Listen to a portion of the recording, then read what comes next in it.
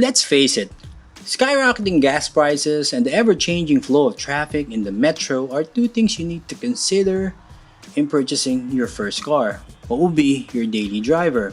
Now, making that choice, regardless of how good the vehicle looks and the overall driving experience it gives you, the two things I have mentioned earlier, it's kind of life's way of removing that smile off your face, like an afternoon walk under the heat of the sun.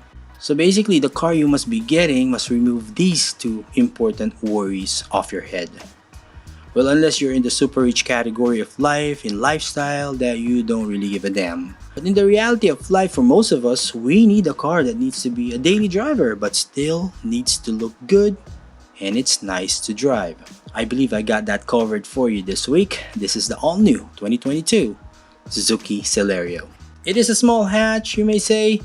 Well, since it is a hatch and it is a small car, but man, the saying that big things comes in small packages is ever so true on the Suzuki Celerio. For a car this size, it is quite roomy and spacious, but more on that later. The design of the car has a familiar European chic look to it. It makes you feel light and young.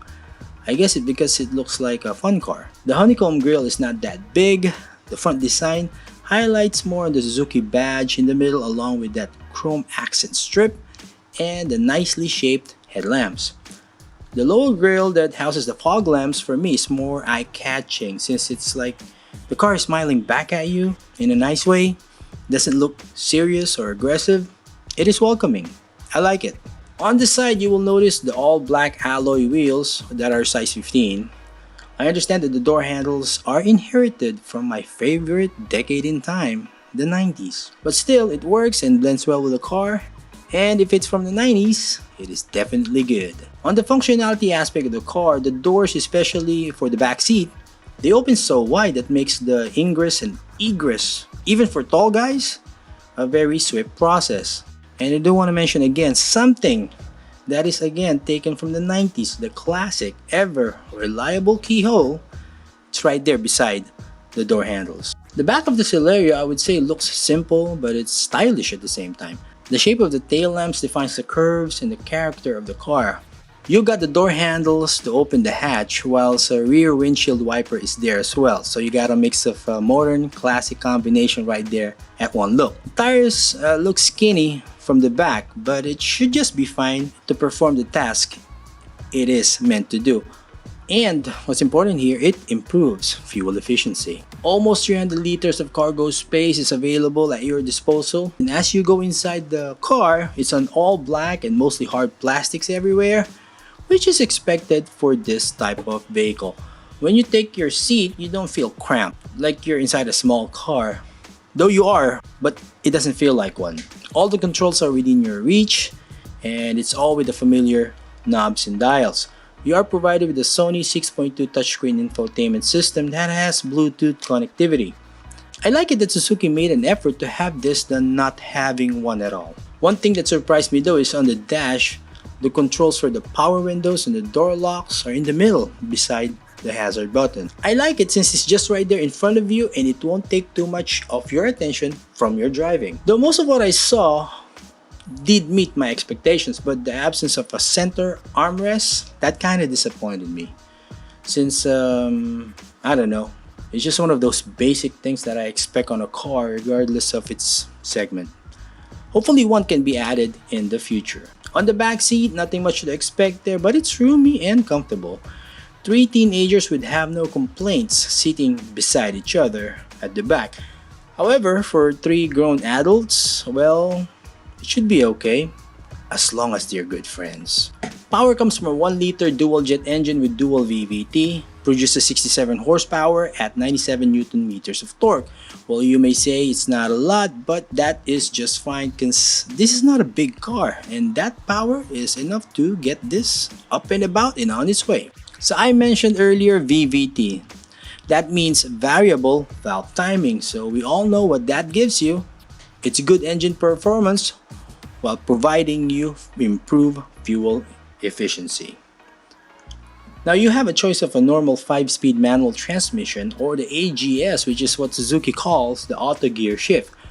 What it does basically, it does the shifting for you. Since this is with the normal gears in its transmission, so you may ask, how does it do this? Well, it has what it calls a intelligent shift control actuator. So when the car's computer system signals that it's time to shift, it lifts the clutch and slides the next gear.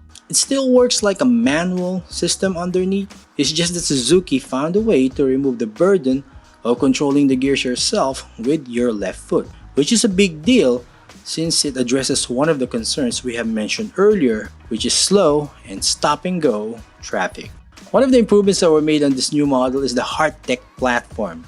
So the frame of the car was made light but very strong and rigid at the same time. So what it does, it provides optimum safety and drastically improves fuel efficiency. Again, some other safety features includes the SRS airbags in front.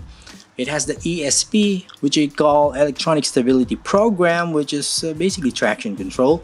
You got ABS, hill hold control, rear parking sensor, brake assist, pedestrian injury mitigation body, and the engine auto stop start system. Again, improves fuel efficiency. The price of the all-new Celerio on the manual version is 708,000 pesos, whilst the GL AGS version, top of the line, is 754,000 pesos. I understand that you have that feeling that it's kind of pricey for the size of this car, considering that it's almost the same price, around the same price of the Toyota Vios 1.3 XE CVT. But why is still a Celerio the ideal choice? Well, number one, right away, fuel economy. For a car to be your daily driver, I reckon this is the first concern that must be addressed and resolved. Knowing for a fact that you get most mileage out of every liter of fuel you will buy, it's a big deal. It's a big help. Getting more than 20 kilometers on the highway and more than 13, 14 kilometers in the city, that's amazing. Number two, the AGS system. I like it. It's simple, it works. It gives the old manual transmission a breath of new life, making it adaptable in this new era of driving. And lastly, for me, with the overall package the car offers and the characteristic of it being a fun car to drive, it is worthy to be your daily driver. This is the all-new 2022 Suzuki Celerio. That's it. If you found some value on this video, please do consider subscribing to this channel and hit that like button. Again, thank you very much. Drive safe and I'll see you on the next one.